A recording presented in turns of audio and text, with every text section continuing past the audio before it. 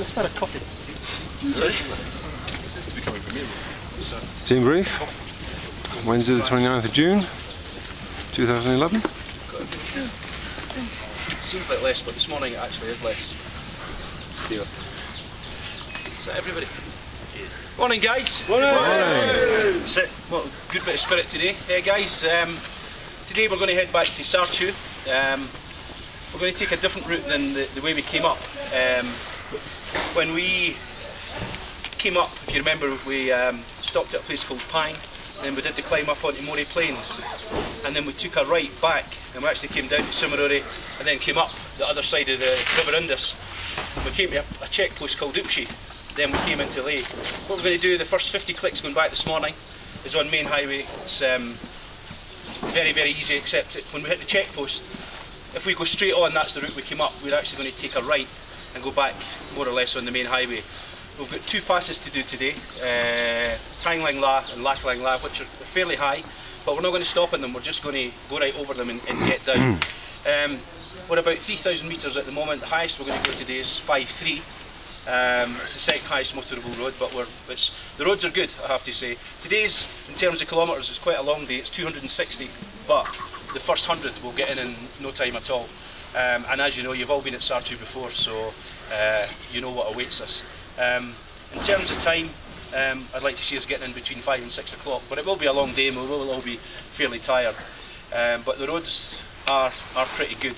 I think we'll do a stop at Pang. The last section from Pang to Sarchu it's only 70 kilometres, but it's going to feel like a long 70 kilometres. So any of you guys that are not feeling that great, or you're concerned about the heights that we're going to, there's nothing to be ashamed of if you just want to get in a support vehicle.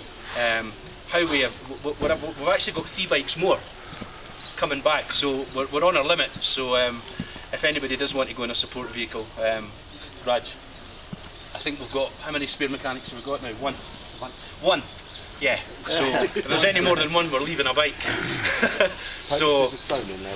Yeah, but guys, I think what you've done so far, you've all been absolutely fantastic, and I think you're fairly well acclimatised. So I think today, the only difficult thing about it, I think, is the distance. But I think you'll all be good with it. You've come this far, so don't think it's going to be a problem. Has everybody chucked money in for fuel? Anybody that hasn't given for fuel? Yeah, we'll still want to get somebody still to give us 1,000 rupees for fuel. Anybody not given? No? You sure? Yeah.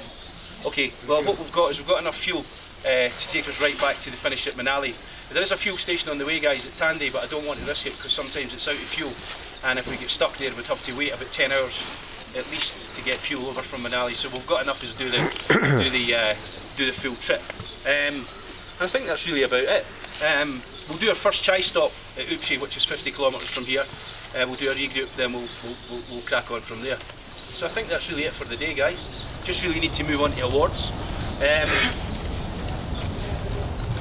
I think one name again that keeps coming up, and a guy who's came on the trip, and I hope you won't mind me saying this, but I think it's fairly common knowledge that I think he took a loan out to come on this trip, and that's a big commitment. I know there's various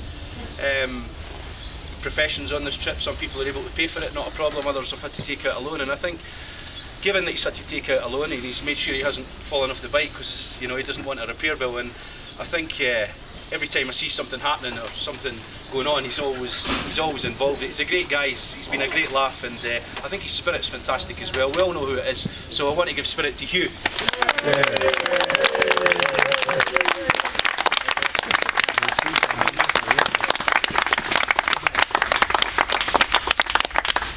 Alex, he'd rather have something to smoke. So would I, but it's not that kind of trip. Well done, mate.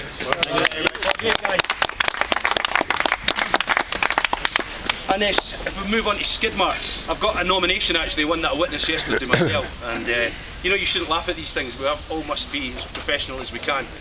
But as we came, as we can.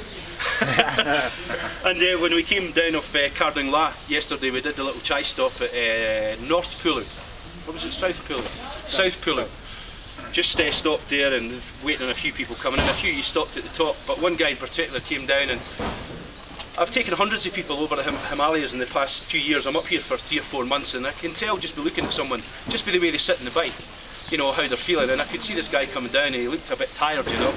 And down he came, and he just came down to the chai stop, and he just came down into the chai stop, brakes on, and just gave it the down he went, do you know what I mean?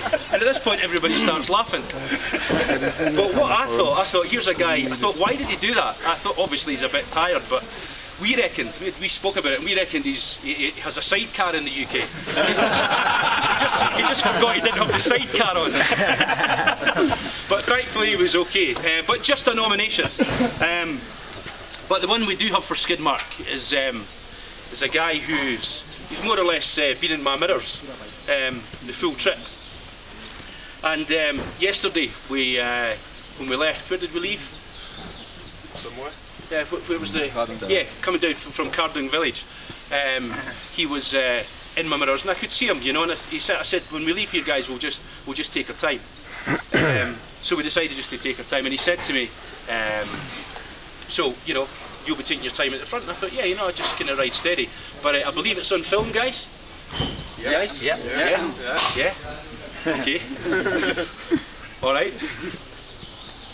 But okay. he can't have it. Why? Because he did the honest thing when he came down from the mountain, and first thing Nick did, because it was Nick that we're talking about, first thing Nick did was he took his helmet off and he got the video out and he showed it to everybody that was down at the stop. And we admired his honesty. We thought, yeah, it's his first fall, at least he's showing everybody. When we got to the petrol station, we found out there was somebody that hadn't been quite so honest. That's it. And Alex mentioned professional. There's one person that has been slightly less than professional. We don't expect lying on the trip. Everybody's is, as Alex said at the beginning, it's one big family. So I'm afraid, mate, for your little off, which we're going to reenact, taking a shortcut downhill. Yeah. There's two things to do. There's 2 things to do when you fall off. The first thing you do is you turn the engine off. And make sure it's out of gear. Mid-air. The third thing you should never do is leave it in gear with the engine running and run like fucker up the side.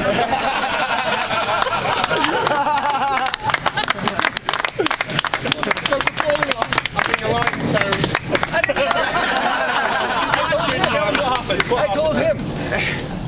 There you go. He comes down the shortcut, drops his bike. You weren't there. He picks it up, slim gear, bike goes, and he goes over the handlebar again. But we have another one to give him as well. Well, we've got tickets for.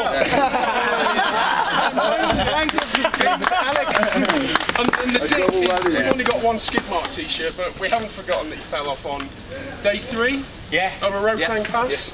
I got for that. Well, you're getting another one as well.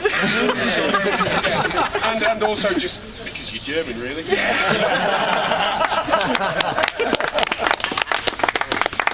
So good luck with both of those. Keep you warm. Joining the ranks. Well done, mate. Thank you. Big hand for Robin.